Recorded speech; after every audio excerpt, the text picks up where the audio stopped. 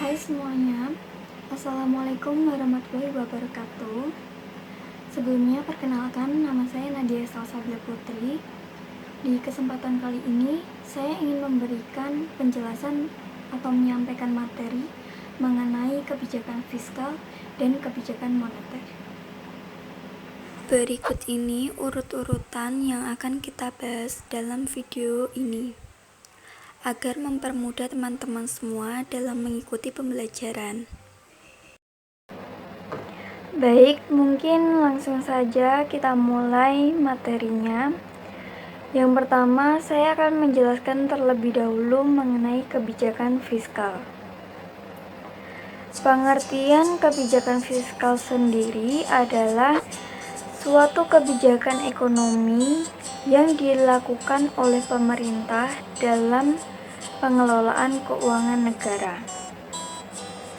Lalu mungkin dari teman-teman ada yang kebingungan apa saja yang dikelola.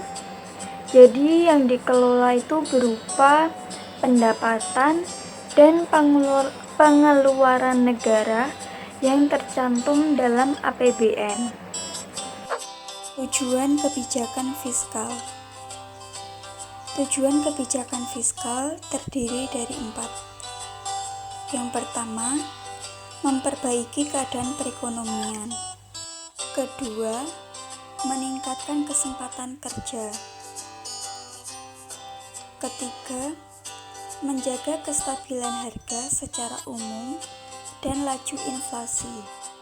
Dan yang keempat, meningkatkan distribusi pendapatan nasional. Bentuk kebijakan fiskal. Bentuk dari kebijakan fiskal ada 2. Yang pertama ada ekspansif dan kontraktif. Yang pertama ekspansif merupakan kebijakan pemerintah untuk menambah pengeluaran negara dan menurunkan pajak, sehingga dapat merangsang kegiatan ekonomi ketika negara mengalami deflasi atau resesi ekonomi. Yang kedua ada kontraktif. Kontraktif ini kebalikan dari ekspansif, yaitu merupakan kebijakan pemerintah untuk mengurangi pengeluaran negara dengan cara meningkatkan pajak, sehingga pendapatan negara akan bertambah.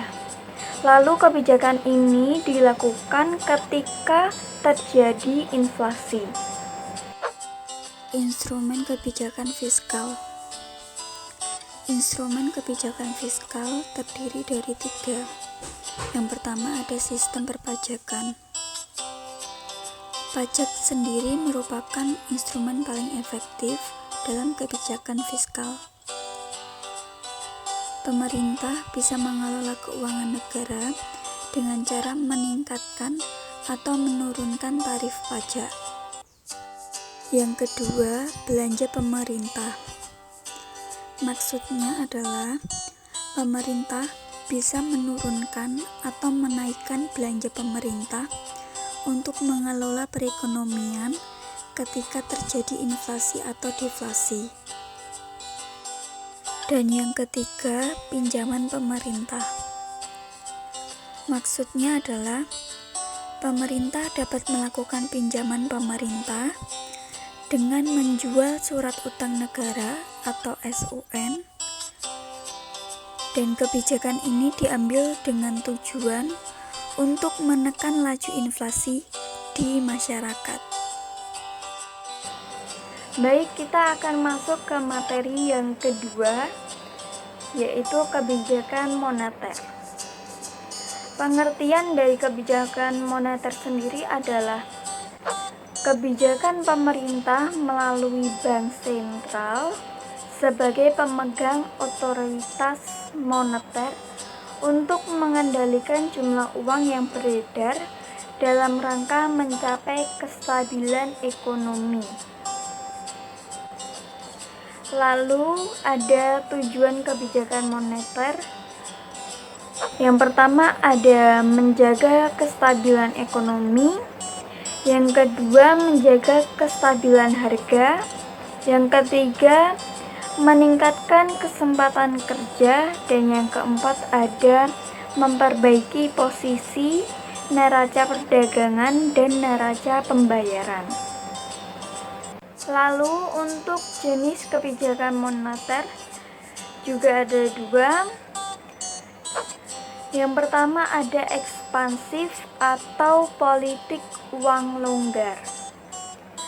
Kebijakan bank sentral untuk menambah jumlah uang beredar di masyarakat ketika negara mengalami deflasi atau resesi atau depresi ekonomi.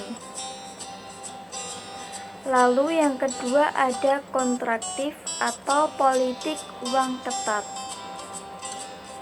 Kebijakan bank sentral untuk mengurangi jumlah uang yang beredar di masyarakat ketika mengalami inflasi. Lalu ada instrumen kebijakan moneter. Instrumen kebijakan moneter ada 5. Yang pertama ada kebijakan diskonto. Kebijakan dengan menaikkan atau menurunkan suku bunga pada bank umum.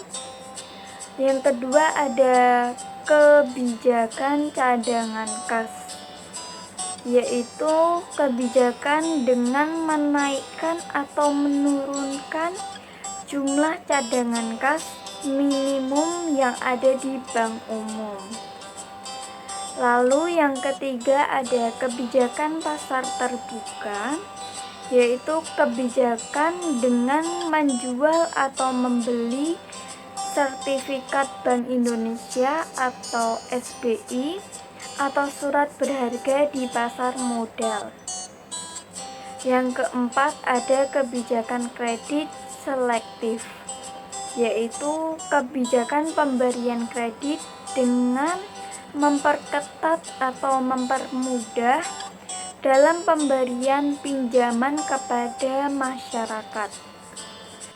Dan yang kelima ada kebijakan dorongan moral, yaitu kebijakan bank sentral yang digunakan untuk mengatur jumlah uang beredar dengan cara memberikan himbauan kepada bank umum dan pelaku ekonomi lainnya.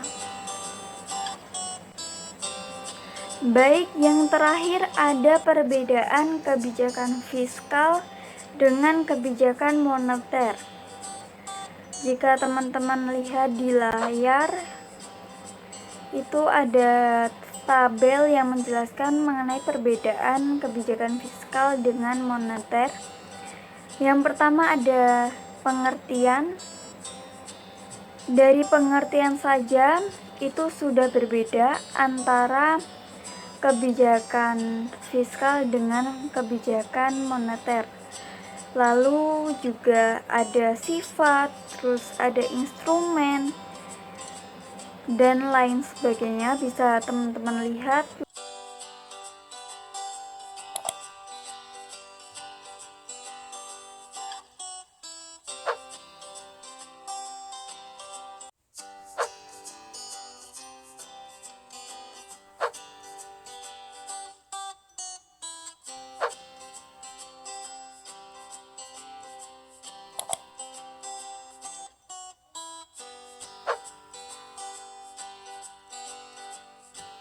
Bidang perpajakan, peran kebijakan fiskal adalah untuk mengurangi pajak pendapatan.